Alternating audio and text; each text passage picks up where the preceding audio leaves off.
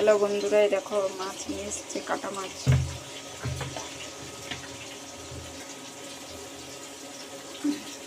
দেখো কত বড় মাছ নিয়ে এসছে। আর এটা হচ্ছে রুলি মাছ, এটা পোনা মাছ। দেখো মাছটা ভাজতে বসিয়ে দিয়েছি। এটা এখন কটা বাজে জানো? রাত 10টা বাজে। এবারে আমাদের এখানে একটা হয় কি, রাতেও মাছ নিয়ে আসে। এত ঠান্ডায় আর মাছ না খেলে বাঙালির শান্তিও হয় না। তাই মাছও খেতে হবে, ঠান্ডাতে মরতেও হবে।